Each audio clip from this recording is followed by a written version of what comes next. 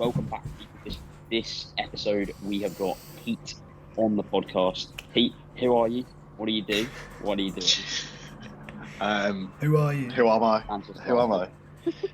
I'm a one-armed bandit, mate. That's who I am. What do I do? I'm a mediocre bodybuilder. I'd like to say I'm a pretty decent coach. Why do I do it? Fuck working for someone else, really.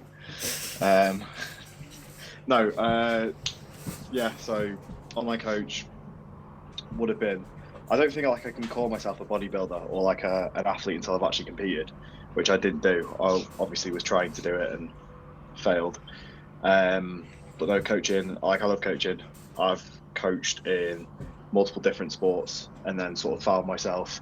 I wasn't going to do online coaching because I was very much in the camp of it's a very saturated market and everyone, I feel like a lot of people are in it for the wrong reason. I didn't just want to be like another person, like, oh yeah. You know, when you see like, you'll all follow them, like someone will just start coaching, you just roll your eyes and go, yeah, shock. Like, I didn't want to be like that guy. Yeah. I didn't want to be that guy, but then I had people asking me for help, and funnily enough, it was like competition prep. I didn't even prep myself yet, and I was like, what? That's mad. And then the guy that I was coaching the guy that I was coached under, like Ali, who was my coach at the time, still is, he was like, I want you to join the team. So I got offered this opportunity to become a coach. I'd had and helped people because they'd asked me to help them for free. And then I was like, it took me 6 weeks to say yeah.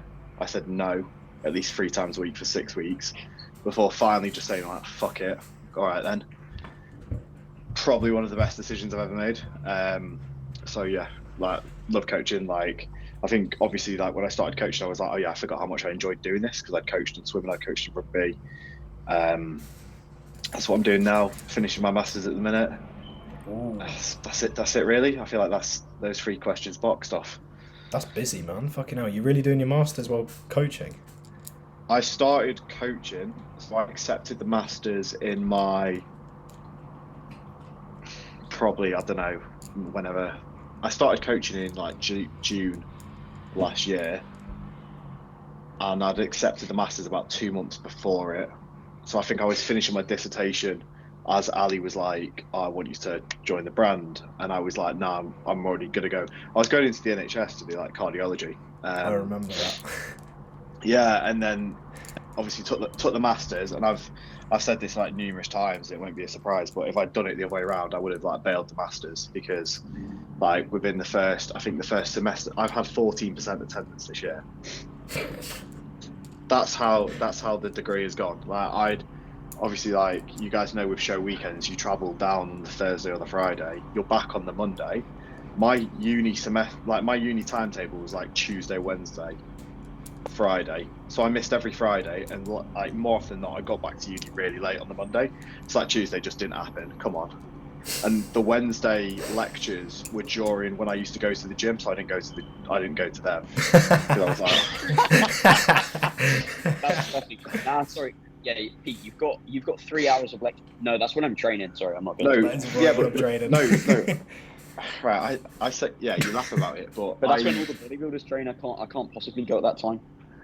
Mate, literally, I used to train. I like train at 11, at the latest 12 o'clock, and if I was to go to the gym, so I went to uni in Leeds, and the Ultraflex Normanton, which is like, because this is before Ultraflex North got built, there used to be Ultraflex Pudsey, and it was like, a shithole would be a compliment. It wasn't a good gym.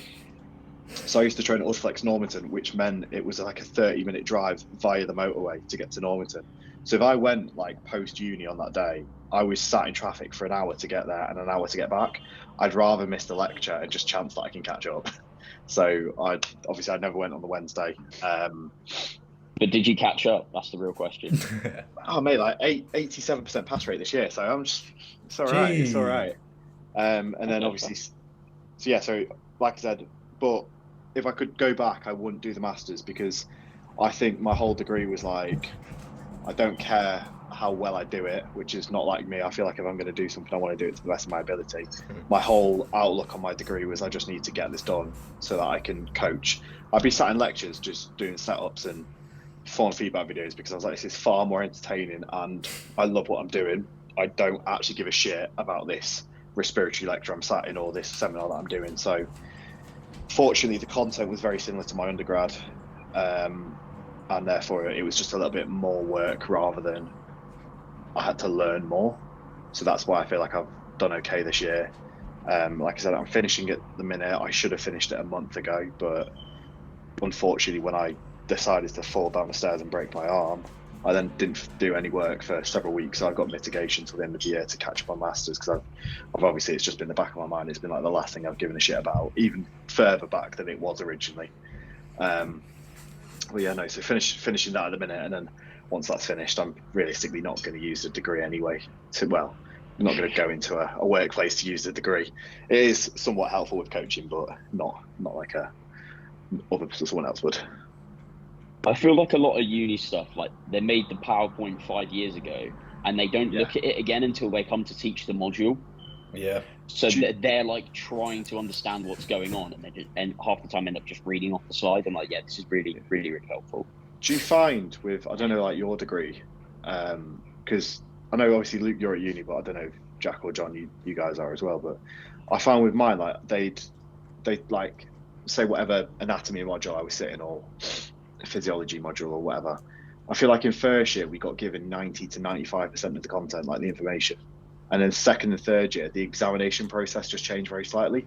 Like there wasn't actually any more learning or anything new that was coming out. It was just like a different way of analyzing the same test, or a different way of like being examined on the subject. I think especially for this, like the masters I'm sitting at the minute, like every module, the content is no different. It's just a slightly longer, more tedious examination process. So it's not any harder. It's just like, I've got to spend an extra like 5 hours doing that rather than like, shit, I need to learn this because I don't understand it. I don't feel like I've learned anything, to be honest. Yeah. What I've learned is being able to read papers, and most university students just fucking waste their entire life. Mate, 100%. And if you attempt, you can do pretty well by default. Like that's what I've learned from uni. Like I'm a very practical learner in the sense of like sitting down in a classroom, I just get bored. I said this to Millie because we had to. Obviously, we had to go to her graduation, but her graduation was on Friday, just gone. And everyone there, like, it's the same with my graduation. Everyone was like, "Oh, I can't believe we've done it," blah blah blah. And I was like, "Do you go to uni thinking you're going to fail then?" Like, it is actually quite. Like, I understand certain people might struggle at uni, but nobody goes to uni thinking, "Fuck, I wonder if I'll pass this." Like, you kind of go with the intention of passing. Do you know what I mean? I don't get why so many people are surprised they've passed, because it is relatively hard to fail it. Like you said, you attend first year, you get a pass. Second and third year, the pass is 50%. You can fuck up on half of the content and you still pass the degree. Nothing else has that like pass mark. Do you know what I mean? It's mad. I think people just get like that's such a good point. Too many people get caught up in the lifestyle, like the uni lifestyle, and like I don't know. That's the biggest thing I learned about uni, is that lifestyle is not for me. But I feel like it's not for a lot of people in our kind of realm, you know. Yeah, definitely. I think I was chatting with a client this morning actually, because he's just gone back to second year and he's really struggling. And I was talking about my experience at uni, and I was actually I really wasn't very helpful, to be honest. But like the boys that I live with, I was extremely fortunate. They were all athletes, or like not bodybuilders per se, but every one of them played football, or they ran quite a high level. Or they worked. So we would never, like, we went out in first year, but then like COVID happened, and then after that, like, I can probably count the amount of times we went out over the next 3 years. And in my master's year, I was the only one that stayed at uni. They all like got jobs, so obviously like no one was going out there. So I think on hand the amount of times I had to walk upstairs and be like, shut the fuck up, at like 2 a.m. when someone had brought a party back. Whereas obviously a lot of people like will know, like they go to uni, it's like every single night they're out, and it's just like, yeah, you can't bodybuild and like do it. It's very hard. And what I always find funniest is they're the people that are like, "Oh, I'm sick again this week," or "I couldn't make it to my lectures because I was really tired," or "I don't know how I'm going to pass this module. I can't find the time to study." And it's like, bro, you're literally pissing your life away. That's why. I got pulled by one of my tutors because he was like, "What are you doing? Like, stop going out, stop missing lectures." I was like, "I'm not going out." And he was like, "Why is your attendance?" He's like, "Why is your attendance crap?" And he like, "I go at me for it." Obviously, it was like out of the point of concern because he was like, my attendance for that module was like. Did you just show him the bank balance? Yeah, I make like, 10k a month. I was like, "Mate, I'm wearing Cole Buxton. Can you not see this Cole Buxton? Like, come on, chill out." I just had to say to him, I was like, "Listen, like this week I've been at this show on the weekend. I got back on this day. I've had this and I've got this and this and this. Like, I am doing the work. I just can't be here for it." And he was like, "All right, sweet. We just thought you were going out all the time." And I was like, "Mate, if I sniff alcohol, I'm ill for a week. No, definitely not." Did you offer him coaching after that? Yeah, I did say, but Lincoln by your lifestyle. Yeah. You're like, "Bro, can you see how committed I am to this? I noticed you need to get in shape." I know. My go-karters thing. Imagine you need to get in shape. No, you need to get in shape, bruv. Pay me money. The only option. You mentioned earlier that obviously you snapped your humerus, and that called the end of prep. What happened there? You've nailed it, mate. I snapped my humerus. So no, basically, very, very strange. I've said I went hypo. On paper, I don't know if I did, because I just saw black and pulse sweats, like typical hypo coming on. However, this was like 30 minutes after a pre-workout meal that had a lot of carbs in, and I wasn't using insulin anymore. So I don't know, but went just hazy. Got up at the bottom of the stairs. Thought I tore my bicep initially because I couldn't flex or extend my elbow, and turns out I snapped my humerus. So off to A&E, sat there for a solid 7 hours with my arm flailing about. Nothing was like poking out, and everything was in place. Hence, I was like, "Oh, it's just my bicep that I've tore." So I was pretty gutted because I was like, "Fuck, I'm gonna have to get like reattachment surgery, and I'll always have a wonky bicep, and any hand above fucking head pose, I'll look shit in." So I was pretty fuming, and then I got in the X-ray room, and they were like, "Oh no, it's your humerus," and I was like, buzzing, get in. And then I had the second thought of, "Oh, they're going to cut through the back of my tricep to get to my humerus," and I was like, "Shit." So took a massive L either way you look at it. Had a plate put in there, 10 screws. So I am 12 weeks post. Where did they cut exactly? Is it like in the middle, if that makes sense? Oof. Yeah, they're not going to see that in an overhead pose. It might look a bit dodgy in a side tricep, but apart from right. Ian it's Valier, just bro. Yeah, but the problem is I just don't have a tricep anymore. Like, I've got a normal tricep head that goes all the way around over here, and then this arm's just like mush and scar tissue right now. So there is a very small short head and long head coming back, but it's pretty minging. But I was just thinking, it is quite funny because I biceps... saw you at Drew's show, and you've got like this oversized top on, and one side looks all right, and the other side looks like he's got his dad's t-shirt on. Yeah, it's probably. Do you know what is really weird is I was in not really weird, but I went into A&E, got put in a cast. So I was like rocking around for 2 weeks with the bone like completely snapped in my arm, just chilling in this cast. It was weird, and then went in for like the surgery, but obviously I was slightly protracted for those 2 weeks. The amount my delt and pec and lat atrophied on that side is absolutely hilarious. Like, I am so imbalanced, it's a joke. Like, it's one thing obviously like losing all my tricep pretty much, but then it's like I've got one normal delt and then just half a delt on this side. It is coming back, but it's not coming back at like, the problem is that I've changed my training this week. Because although with training I was like, everything's pretty much unilateral as you'd expect, and I just do whatever my right arm can tolerate, and then just match that on my left arm, although I can probably do at least 75 more reps on my left side. Since we've put food back in and we've put a few PDs back up, my left arm is just like growing really quickly, so it's getting even bigger, and my right arm isn't catching up or growing at the same rate. So I've pulled back training volume on this arm to hopefully allow for this one just to catch up initially, because I was like, oh, this won't really grow. Like, there's no, if you were talking relative to failure, I'm very far away from it on any movement on this left side. However, I'm just looking at my check-ins and I'm like, my delta is getting bigger, my arm's getting bigger, and I'm like, my right side isn't growing enough to catch up like quick enough. So I've pulled volume back on that side, and I'm still going to train it a little bit, but just nowhere like half the volume, and probably even less than I was this side, because I do need, like, I put it in my post tonight, because I've had everyone, I say everyone, I'm not that popular, I've had quite a few people be like, oh, when's prep and when are you going to do this? And I'm like, I need to regain like an arm first, mate, and then I can think about, well, I can't even then think about prep because I'm not a junior anymore, so these boys can be quite big as just first timers, and then I've got a significant amount of tissue to grow, so prep's a very long way away. I'll probably prep at the same time as Luke, like 2025.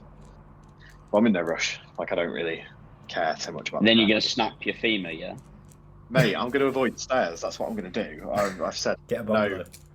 There's no. Yeah, that's it. There's no stairs. I'm not doing stairs on prep. It's not happening. Not worth it, mate. Brilliant. Yeah, well, hopefully it's really weird because you think, oh, you've like got back into your normal routine, the atrophied side is just going to blow up, but in reality it's not Still played out takes that way. time, It's proper weird to think about. Yeah, we say that, but then I'm not like, oh, look at me, but I'm 12 weeks post surgery. I've been training for the past 8. Like, it is extremely quick compared to an average individual if they were in the same position. However, it just isn't. Like, everyone's like, oh, your arm will come back quick, muscle memory is fantastic. I think I thought it'd be a little bit quicker, because I've remained fairly positive throughout the whole experience, but this past week I've like lost my patience with it, and I'm now just getting a little bit irritated that, okay, I'm still using a third of the load, or I'm like, I just cannot do certain movements, and I'm like, fuck, why is this so unsymmetrical still? Like, I'm like, oh, my delt's coming back, but then I'm like, my triceps non-existent, my biceps complete shit. So like today I've had tissue work, not for the arm, but my right scapula feels like it's held together by cheese strings and spaghetti. So like, I'm now having like scapular issues of like, it won't depress, just because I've had to compensate so much on that side. So I feel like, although my humerus is like the causation of all of these problems, it's like I've now got like scapular issues, my traps have taken a beating, like my pec's a bit tight, like I've now got loads more issues that I'm like having to fix at the same time. So frustration. Yeah, because it's not just your arm, it's all of the shit that goes onto that, which is where your lat goes, it's where your pec goes, so you basically lost the whole left side of your upper body to some degree. Yeah, pretty much. Or is it left side, right side? I'm not sure. Right, yeah, it's my right. Right, yeah, I get what you... My video's not working. That's yeah, your video's busted, bro. I was going to say. Mate, he's just froze with like the most peculiar facial expression. He's contemplating. Yeah. Even worse than what I do when I'm training. Yeah. So what I was going to say there was, like, say you were to go through this experience again, what would you tell yourself now, looking back at it, in terms of what to expect and how to manage it?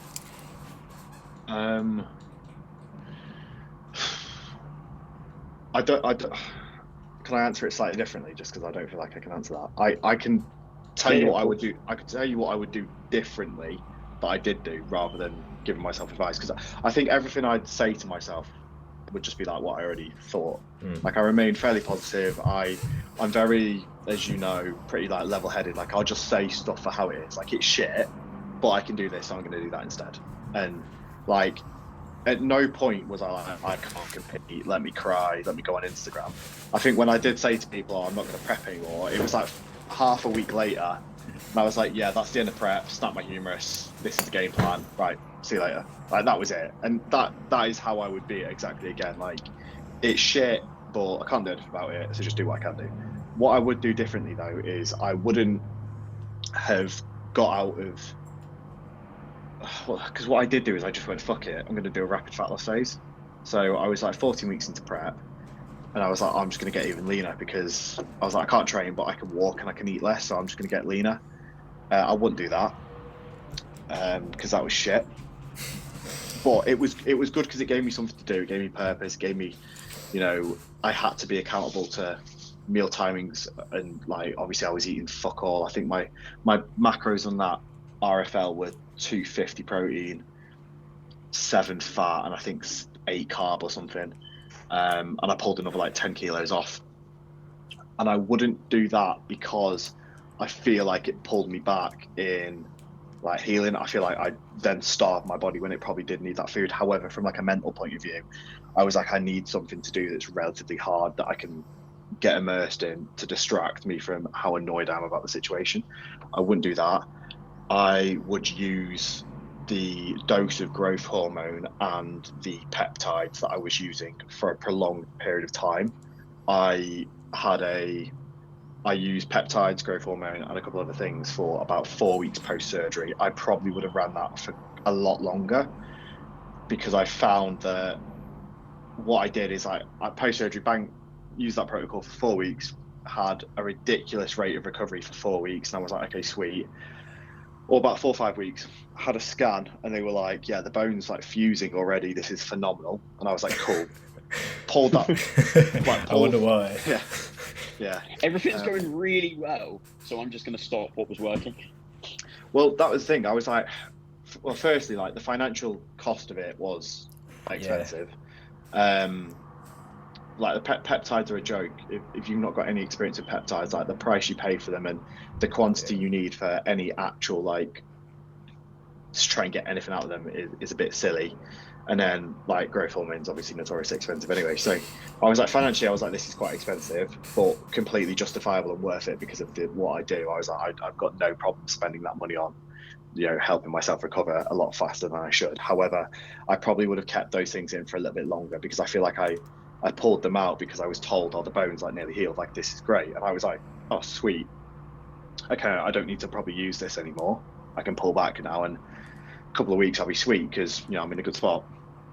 I think I would have just kept going probably for about the 10-12 weeks, because I just feel like that would have been better. I feel like I'd be even further ahead now, whereas I'm in a good place now. However, like I've still got quite a lot of muscular issues. Like the bone might be okay, but there's a lot of muscular issues. I feel like they might not have been here if I'd carried on with like the peptides and whatnot. So I'd do that slightly differently.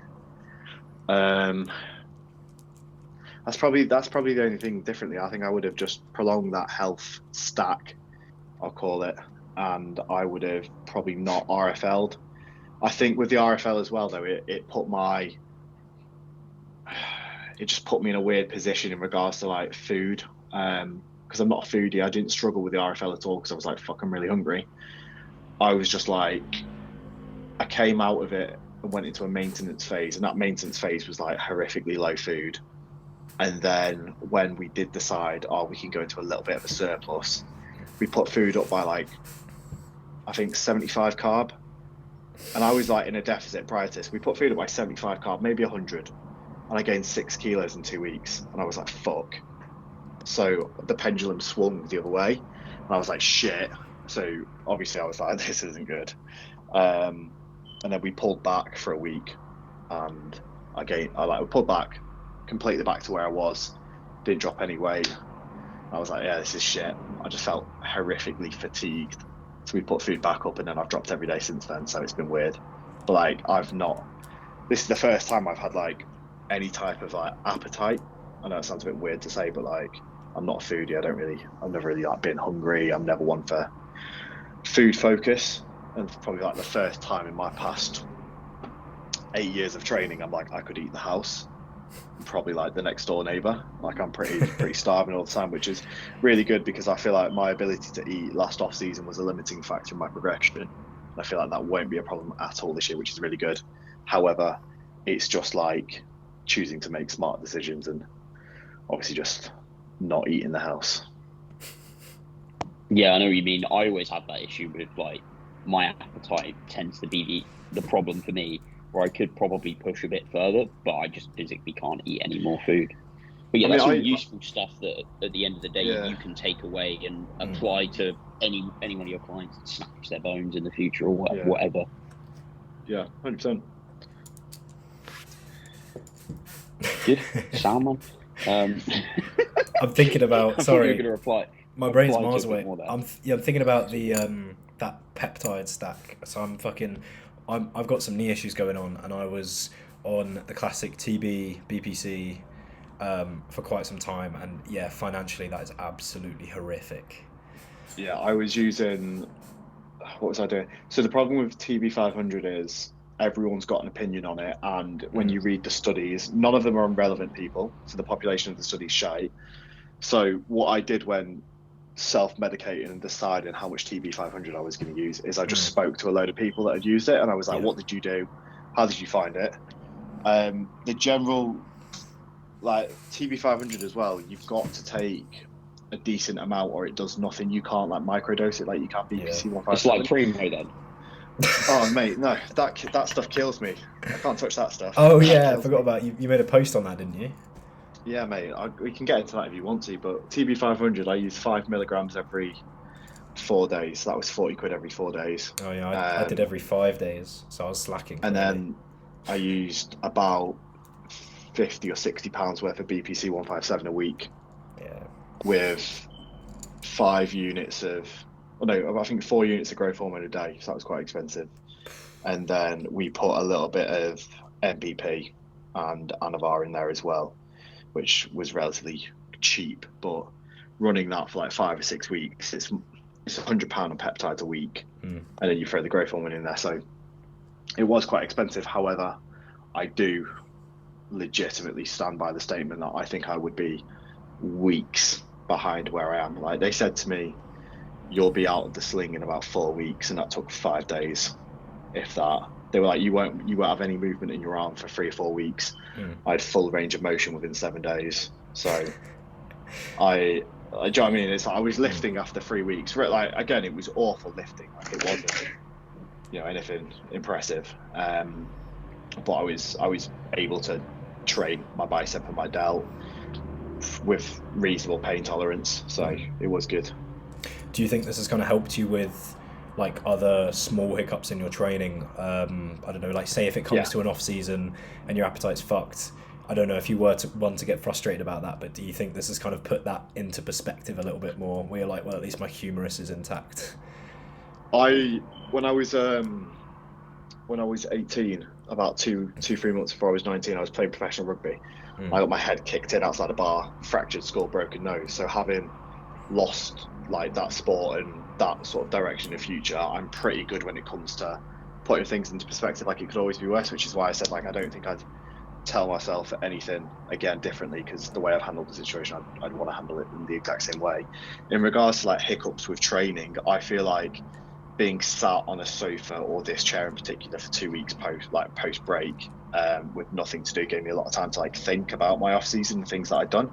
So I did a post about it like any good online coach does. But with training, like there were certain things I did in my training that I'm going to do differently. I neglected mobility a lot. I just got as strong as I can. Like I was very, very aggressive in my training last year, and it rewarded me with a lot of tissue. However, it also rewarded me with a lot of injuries. So I was like, right, I don't really want to force that again. In regards to food, I had a lot of time to sit and think about how I'd approached meals and food choices over my off season. I was like, there's a lot of things I'm going to do differently again. In regards to recovery, again, I had a lot of time to think about the way I recovered, the way I prioritized or didn't prioritize certain things. And I was like, fuck, I'm not going to make those mistakes. Even to the extent of, like we touched upon with Primo, and that my choice of drug use in that off season was inadequate for the job that I was using it for. But that's just like, the problem with that is I'm just a bit weird, and I wouldn't know that without doing blood work. And obviously I've done the blood work and worked that out. However, like Primo for 99.9% of people is completely fine within reason. For me, I just have an aromatization issue with it, where it completely stops any other drug from binding. So I can't utilize anything when I'm using Primo, and that's why I had 20 nanomole of estrogen in my off season. So yeah, being able to sort of sit and think about those things and make decisions to correct certain things and approach things differently in this off season, I'm sure it will yield me a far more productive result this off season. Do you think that that's almost going to set you long term further ahead than potentially you would have been if you hadn't fucked up your arm? Yeah, mate, 1,000%. And it's like, you know, it's the perspective you look at things. Like if I hadn't broken my arm, I wouldn't have loads of time to sit down on my laptop, and I wouldn't be in a position I am within Conti Sports. Again, I wouldn't have an abundance of time to sit and dedicate solid work towards coaching, and I probably wouldn't have the business in the position it is now. I wouldn't have had those revelations in regard to my own physique development. Like I spent a lot of time, I cannot say, to be honest, like probably, you know, fucking hours of time just thinking about the way that session was in my off season, or how I approached that set in my off season, or right, the way I, like, even food and food choices, food timing over the day. Like, you know, I was like, there's literally every aspect of bodybuilding I would analyze into quite deep. And then be like, okay, that was shit, that was good, that needs changing, why was that like this, right, I'm going to do it differently. And I feel like, you know, like I said to you, if I hadn't broken my arm, I wouldn't be working within the brand as well as being sponsored by Conti, which I love doing, it's fantastic. I wouldn't have some of the athletes at such a level I have them at, and I wouldn't have been given the opportunity to work with some of the athletes I've been given the opportunity to work with had I not just been able to sit at my laptop and just fucking graft. So it's, you know, if anything, like, I can't look at saying that I'm thankful, like, I did break my humerus because it's given me some great opportunities, and I'm fucking loving it. But at the same time, like, obviously it is a bit annoying. I'd rather not have done that. However, you got to snap the other one now, basically, to double the effect. That's what I'll just do it on my next prep. I'll get 13 weeks out, I'll be like, this is shit. All right, off I go. I think that, you know, your mindset towards this has been fantastic, and I think there's a takeaway that people can get as much. I'm going to try and turn this into a reel. Let's go. So, you know, whenever something negative happens, you don't necessarily know if it's going to be negative until you see the long-term effects of that thing. And I think, Pete, you embody that well, where you've been like, okay, humerus is snapped, just adapt to it. There's no need to have any emotion towards it. It just is what it is. And I think that it sounds like you've come out better for having this happen to you, in a way, you know? Yeah, I'd agree. It's like, what can your perception of a situation dictates whether it's positive or negative. Yeah. You can have the worst day in the world, but it could always be worse. It's just how you view things, and it's just taking mini victories where you can take the mini victories. And it's like, the day after I broke my humerus, I was like, cool, if I can do my steps there, that's a win. Yeah. So like, right, I'll do my steps. And then the day after, like, right, I can do that. Okay, what else can I do? And then that's where it was like, well, I can walk a lot and I can also not eat a lot. Right, I'm going to get into a savage diet, because who the fuck else would do this in this position? No one, so I'm going to do it. Just see if I could. You did Yeah, like, I've had loads of people say to me with my jaw surgery coming up, like, oh, how are you going to do with not being able to train? I'm like, I'm not going to train. I'm going to do the shit that I can do. In the grand scheme of things, 4 to 6 weeks isn't a big deal. Yeah, it's a bit of a how cancel proof is this podcast? Ooh. Oh, bro, the one we recorded last week is definitely getting us cancelled, so just fucking go for it. Yeah, that's Right, true, cool. actually. We're pretty safe. Right, cool. Hopefully. I cannot stand the amount of people that have said to me, oh, I would be depressed if I was in your situation. No, you fucking would. No, that's true, that's facts. I agree with Pete. No, you wouldn't. You wouldn't be depressed, okay? Oh, you're not feeling sad, you're not feeling depressed. No, I'm fucking not. I'm having a bad day. I'm not depressed, mate. Yeah. My arm will fix itself. It might not be in the next 10 weeks. It might be in 11. It might be in 6 months. It might be in a year. But you know what? At some point, it'll probably be okay. However, I'm not sat in a room feeling suicidal with like clinical depression and all these issues that some people are. And I think it's outrageous, people that are like, I'd shoot myself if I didn't go to the gym. No, you fucking wouldn't. Chill out. Your life's pretty good. You're privileged to be able to go to a gym, and you should fucking acknowledge that. Like, the same applies to people that are on prep. Sure, moan about being hungry. It's nice you get the choice to not eat, because some people fucking don't. Do you know what I mean? And that's my standpoint on it as well. And I say, like, how cancel proof is this podcast? Because I know there'll be like people that are like, oh, but I do struggle with these things. Like, yeah, mate, sound. No, that's a good point though. There was another podcast we were talking about that, Luke, where I was like, talking about OCD or something. I was like, you don't have OCD because you like your pens organised on your desk. You're just organised. Like, people misusing like mental health terms. People will be like, have a bad day and be like, I'm depressed, and it's like, bro, don't disrespect people with depression like that.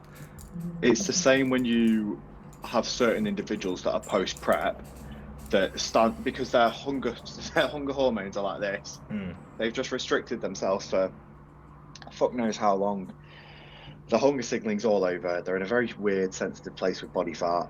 They can't make logical decisions, and they make decisions out of emotion. And they go, "Oh, I've got an eating disorder now." I don't think you do. Yeah. And they'll go to a GP and be told they don't. But they'll take the time to you go on Google, you look at 5 things. Oh yeah, I've got an eating disorder. Like if you go on Google and like I'm feeling sad and I'm not happy today, yeah, it'll tell you that you've got depression. But you're probably just having. And Joe, this is I'll shout out one of the boys at uni because he used to say this. He's like, people aren't depressed; they're just in a depressed state. It's like, yeah, 100%. Like you're having a bad day, mate. And also like distinguish: are you having a bad day because of prep, or is it just a bad day? Yeah, that's a good point about post prep. I think if anyone comes out of prep thinking that their definition of like what a good relationship with food is going to be their life, then they're completely wrong. Like if you weren't post prep and you had the same mentality and ideas, yeah, you probably would have an eating disorder, but you're post prep. So it's just like it's like shock. I'm not surprised when you see these people and they're like, I'm really hungry, I can't stop eating food. Like, yeah, no shit. Yeah, no way, mate. It's weird. It's almost like you've been restricting yourself for the last 20 weeks. It's almost like you got skinned. Yeah. I don't know what you boys are like. Yeah, I don't know what you boys are like yourself, but I'm like, if I'm like ravenous, and someone was like, "Oh, there's a box of donuts there." If I have one, I'm having the fucking box. Yeah, so I'd rather just not have one. Yeah, and I think that's like, I don't want to say that that's normal. Like, obviously, it's not healthy, it's not good, but it's like I feel like if you like at the minute, I've not really spoken about it because I'm not one to go on my story and moan, but like my hunger signaling has been atrocious, and I think that is because of the rapid fat loss phase. That until this week, I've spent predominantly the past 28 weeks in a deficit, which when you force fed for 18 months prior to that, your capacity, my capacity to eat volume of food is hilarious. So like a little 300 calorie Krispy Kreme, mate, that gets nailed in one bite. I can do like 20 of them. Like, do you know what I mean? But I'd rather not have any. I'd rather just not even allow myself to have any because I know my capacity to eat is so high. And it's like, especially at the minute, like with my appetite and my hunger signaling, like it's fucking all over. So it's like I've got to be even more like mindful of that because I'm like, I don't actually want that food in the long run. I don't. I'm just in the minute. I'm just feeling a bit weird. And like, I say this to like clients, when they come out of a diet phase and they can have some level of like normality. And I address off-plan meals. I'm like, listen, just because you get an off-plan meal doesn't mean you should have a Domino's pizza. Like, yeah, at the end of your off season when food's really high, have the Domino's. It's pretty sound. But if you've just come out of the diet and your first food change is 2,500 calories, funnily enough, the Domino's pizza's got more calories in it than the whole fucking day of food that you're eating. So that's probably not the best off-plan. It still just makes smart decisions. Like, you don't have to make mad decisions. Do you know what I mean? Yeah, your off-plan needs to have a little bit of context. Girls will have a Domino's, a Ben and Jerry's, a cookie dealer, and then they're like, "Oh, it's the off-plan meal for the week." It's like you're not a 250-pound bodybuilder. Yeah. Mate, but it's like that's your calories for the next 4 days. Yeah, and that's the situation. Like Louis, I don't know if you know him, Louis Rhino, great guy. Him and I were talking about this, and because we both had to force feed quite aggressively in our off seasons. Like your capacity to eat volume of food is outrageous. Yeah. So it's like when you do get that couple 100-calorie cookie, it's like, yeah, I can do about 32 of them before I think about it. Yeah, that's the thing as well, is like if your hunger signaling is that ramped up, most people say like, oh, you have a couple and then you're just kind of eating for the sake of it. Like, no, if you are that hungry, you're going to love every single one of them. I had a normal human day about 3 weeks ago. And this is just before Ali was like, we're going to go back into the diet. And I was like, all right, cool. And because I knew I was dieting for the next day, I took a normal human day. So I had like breakfast with my mum. There's this like bakery around ours, like Gale's. It's fantastic. Oh, yes. Yeah. But so, all right, Cinnabon, almond croissant, coffee. And I think I got like something to go. I can't remember what it was, like a hazelnut muffin or something. That itself was like 2,500 calories. Yeah, sounds about right. Just a breakfast. I'd had my normal pre and post meal, and then that evening, Millie had just moved up north, and she moved in with, I'm sure you know him, Ethan Harris, and his better half Summer. And Ethan was like, "I'm getting a Papa John's. Do you want one?" I was like, "Yeah, mate." I totted my calories up for that day. It was like nearly 7,000. And I was like, by the end of the day, I was just like, it felt fine, it felt good, no digestive issues. I could have carried on eating quite easily. Yeah. I was just like, yeah, it's a bit outrageous this, but it's so like, you know, when you're in a pastry shop and it's like that Cinnabon is 1,000 calories, but it's 3 bites. Yeah. It's like, yeah, literally. outrageous. I remember one time I came out of a mini cut, and I was ravenous, and I messed up and seriously binged. And I thought at the end of the day that I was like, I stopped myself and I was still hungry, and I totaled it up and it was like 11,000 calories. Like I'd gone absolutely mad. But I sat there genuinely being pleased with myself because I was like, oh, I'm still hungry. I could have kept going, but I didn't. Like, Yeah, at the end of the off season, I did the boys at uni. One of the last things we did together was like a 10,000 calorie challenge. I started at 3 p.m. I started at 3 p.m. and I think I did 13,000 calories by 9 at night, like 6 hours. yeah. They struggled. They struggled to get past like 6,000. But at the time, I was eating like 6,000 of like rice and oats and cream rice. When you're eating a meal that's 250 grams of cream rice, like fuck me, you can eat if you need to. Now, a tub of Ben and Jerry's is not hard. Like you nail that. Yeah. It's just like, but it's like your capacity to eat is so high, and when you go to these dessert restaurants or you go wherever, and it's like that small item of food is calorie dense. It's like, well, the volume of them you can eat relative to the calorie demand of them is mental. So it's a bit of a sticky one, and I think that's like post show. It's like a cookie deal is really easy to eat. It's also like, I don't know. I've never had one. No, I've had one. That's a lie. I'm lying on the podcast. I've had one. They're all right, but they're not what they're cracked up to be. Yeah, like, but how? It's because everyone how eats many them are post show. Like, what are they like 1,000? They're 1,000 calorie, aren't they? I thought they're 1,500. Yeah. Like, either way, like, you know, post show, A lot, you can nail yeah. a couple of them, and you're like, yeah, mate, that's been your diet for the past 2 weeks, in one day. But the thing is, everyone eats them like on show day, so that's why they have such a good hype. Like, I don't know if that's just really good marketing on behalf of Cookie Dealer or what, but I feel like if we made a food, well, they're there at the shows, like, Mate, they had Dealer, Project Donut at the end of the first timers. Yeah, they had Project Donut at first timers on Sunday, and I was like, they look pretty shit, to be honest. If you like Project Donut, sorry, they just did look shit. But I was just like, you never ever in your life bite into a donut with such pleasure, other than 5 minutes after getting off stage. I don't care. You just do it for Instagram. It's not that good. I'd much rather just like have an actual meal than if I got off stage. I was like, yeah, all I can think about is a Lotus Biscoff donut. You don't eat it in your off season. Like, don't bullshit, because when you're in off season, if you're eating all your food, you really don't want the fucking donut. Do you know what I mean? Like, if you said to me peak off season, oh, do you want a cookie dealer? I'd shoot myself before I ate that. I was like, no, I can't. I was force feeding food as it was. The last thing I wanted is another 1,500 calories of cookie dealer. mate, it's I just had like, one in my off season and I threw up. oh my god, yeah. I threw up my whole meal that I've just had before, and it wasn't like I was too full. It was just my off plans were quite weird in off season, because it wasn't pull a meal out and have an off plan. Yeah. It was like I couldn't eat any. I could eat more. I was force feeding, obviously, but it was like eat your day and then have like an off plan. So the last thing, like, I never wanted the off plan. It was like after the 5 or so, whatever 1,000 calories I was eating, to then consume a Domino's pizza, because Ali was like, we need to bump the scale rate up this week. The last thing I'm thinking is, oh yeah, I'll top it off with a dense ball of sugar. No, mate, can't hack it. Yeah, that was like the end of my last bulk. I was like that, and yeah, after you've eaten that much food, food is just like your worst enemy. Don't want to touch it. That's it. like, you shouldn't feel after an off plan, oh, I probably went a little bit overboard there. Like, you should feel satisfied with going out and having a meal with the people that you give a shit about. Like, you shouldn't feel guilty for eating something, and that's probably an indicator. If you do, it's an indicator of the behaviours that you've got.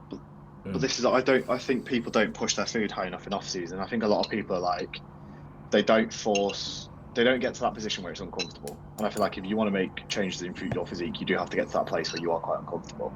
And when you are there, the problem with the off plan is, funnily enough, it normally doesn't have enough fucking calories in it. It's like, I'll go for an off plan, it's like, fuck, how many calories do I need to order 3 dishes to make this up?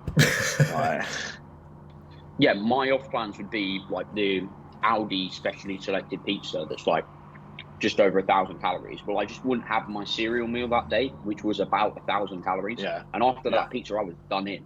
I was like, I'm fine. Well, that was the position I was in last year, and I was like, I still think I'm in that position. I don't really love food, so the idea of swapping or adding in a Domino's or a Five Guys for me was never like buzzing. Like I know, obviously you're dead close with Tom. Like I know Tom Taylor, like he loves his Domino's. I remember sitting watching him devour Domino's, thinking, "How are you doing that?" Because I couldn't hack it. But I was never in that position. I'd like to appreciate food like that and look forward to it, but I was always in the camp of, shit, I really need to eat that as well. Like. It was rough, and then obviously when you're in a diet, I'm like, oh, I can't wait to eat those things. But I know when my food's back at 950 carb plus, I'll be like, yeah, I just kind of want my normal day because it digests well, and I don't want to feel shit for the next 3 days after I've ate that Five Guys. Oh my god, yeah, I remember looking at like, you look at crap food and all you see is just like stomach pain and gas and bloat. That would be it. My digestion would be written off for the next like 2 or so days. I'd just be like, yeah, that was. Can't wait to do it again on Friday. Go on, Luke. Sorry, I cut you off. Pretty much. I've got a question from what you were saying earlier. So you mentioned like you coached athletes when you were younger. What did you learn from like the first sort of, I don't know, group or team or whatever of athletes that you coached, and how have you taken that forward, I suppose?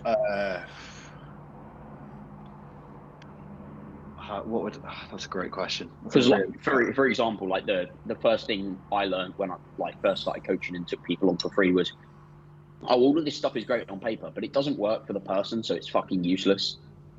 Yeah, that's great. Like all you little data nerds, it's like, yeah, collect all the data you want, but if that person can't execute it, it's fucking useless, mate.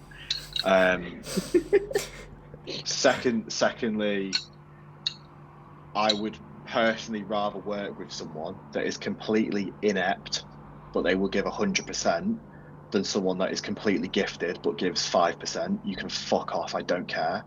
You can win the Olympia for me. If you're a bell end, I don't give a shit. However, if you are someone that struggles massively but you are giving 100% of what you're giving, I've got nothing but the world for you. So I found out very early like who I'd happily work with. Hard work beats talent every single time. If you have an athlete that is willing to work like a dog, and a caveat to that as well, if they invest into you, if they buy into you, like the reason my clients do so well, and fuck it, they do well. I've never had a client that hasn't placed, so come for me. It's because they buy in 100% to what I tell them. If I said to like Jen at the minute, she's 5 weeks out, if I told her to stand on her head, count backwards, and eat snails, and you will do well, she would do it. She wouldn't say, oh, why though? She'd go, all right, do you want me to do anything else? And because every single one of my athletes is bought into what I tell them like that, it's unbreakable. Like their coaching process is so easy. Everyone fucking nails it. So if you can get people to buy into you, and if you can tap into like what gets them going, like I feel like one thing I do quite well as a coach is my ability to talk to all of my athletes differently. And be able to get the most out of them. And I learned that when I was coaching swimming. I was coaching a national level, and it was like I've got to talk to all these like younger athletes in a way that they can understand, because I need to get the best out of them. Like the way I might want to communicate, like I'm very much like fuck around and find out. Like I'll just say it straight how it is. They might not understand that, so I need the ability to be able to put my arm around that person and be like, no, listen, we were there, blah blah blah, whatever, and give them a little bit of like, come on, you can do it. But then I also need to be able to turn around to the individual that just needs to be told to shut the fuck up and crack on, that they need to shut up and crack on. So I learned that when I was I was coaching like teenagers. I wasn't telling 9-year-olds to fuck off. So I think that's definitely carried through into bodybuilding, because it's like you get obviously a bunch of clients, and some of them you do need to put your arm around that individual that is struggling that week with something that you might think is really simple, but if it's the biggest thing in the world to them, it's the biggest thing in the world to them. And then you've also got the athletes that you can just tell them to run through a wall 10 times and they'll just crack on. You don't have to worry about them. So yeah, probably that. I think that's the best way I can answer that for you. I think that's a really, really good point. Yeah, mate, I love that.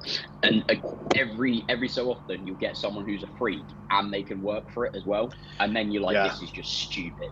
Yeah, 100%. It's like, that was Drew. Like he was in his peak week. 2 weeks before peak week, he was on like something unethical. It was like 800 calories. He was like, I can go lower, and I was like, no, mate, it's all right. I was like, chill out. I was like, we don't need to do that. I like to profess he was on that low food because I know people are going to be like, why the hell was he doing that 2 weeks out? He was in condition, but we had put him in a untested show that weekend and spilled him over to play a size game. Because he was like, he was 18 kilos under his weight cap for that show, obviously, and then we had a show 2 weeks after, so we had to pull him down by about 10 kilos to get him back into condition for the night show. That's why he was eating low food. For anyone that's about to be like, why was he doing that? Because I had that question loads. It's like, because he had to, mate. That's why. You're going to kill his metabolism like that, bro. What are you doing? Mate, hypothyroidism post-prep. His testosterone was like 20 nanomole post-prep, by the way. Dieting for 9 months. That's mad. Like, he was in condition. He was in legitimate condition. And I'm not talking like, he was like legitimately big. For 13 weeks. We kept him within the striking distance of a show. And he came out of that prep with 29 testosterone. And I'm there thinking, do you understand how hard I had to graft for 14? I did everything. I was that optimal brother at 14 nanomole test. It was shocking, so but that's not fair. That is outrageous. Fair play to him. Bro, anyone that follows you will know that you are infamous for monster tastings with your mum. What is her favourite monster? Mum, what's your favourite monster? Which one? I do like the white one. She likes the white one. But I do like Peachy one. Yeah. Sweet. White from Sam, live and direct. White monster, closely followed by peach monster. Decent. I haven't been able to find the peach one yet. It's not that good. It's not that good. It is good. It's just not like, you're not going to have it and be like, fuck, this is mental. Do you know what shit? All of the Ghost ones are shit, because you buy a Ghost energy drink for a small fee of £6, and you're like, you want a new flavour. You want something to just blow your mind. And it is like, everyone was like, the citrus one's the best. Mate, it's just like lemonade with a bit of lime cordial in it. It's Right. it's nothing mad. But when you're paying £6 a can, you're like, this is a joke. So the Ghost one's a wank. But no, the White Monster is good. The peachy one's really good. It's just not like, you just want that new flavour. It tastes how you think it's going to taste, mate. It's just peach. It's like shock. It says peach on the can. Fair play. Weird that. Yeah, Right, I funny think that it is about to kick us off. So just before that happens, bro, where can people find you? Is there anything you want to tell them about? Anything like that? If you like some of the crap I've come out with and you want to see more of it daily, you can follow me on Instagram. So that is at Cbum. No, I think it's... No, your physique's better than that. Come on. It actually is. I've definitely got the arm on him. It's Pete Royal Fitness, I think. I changed it. It used to be Pete Premier Physique, and it's now Pete Royal Fitness. Yeah, that's about it, really. If you want coaching, then I might take you. So good, man. That's it. I don't really have anything to conclude on. I'm not one of these impressive people that's got a website and you can find my Spotify playlist and my dog's favourite tunes. Are you not sponsored? I thought you were sponsored. Oh, what about that? Conti Sports, Pete 10. I'd like to thank my Jack's sponsors. going to need to do some serious editing there. Fuck. Conti Sports, Pete 10, Full Bore. If you need anything from Full Bore Sports, I think the code Relentless10 works for them, which is the coaching brand I coach under. They're sponsored, but Pete at Conti, and if you need Conti Sports, yeah, that's it. Thanks for having me on. It's been fun. Right in the nick of time. We've got 2 All good, seconds. bro. No.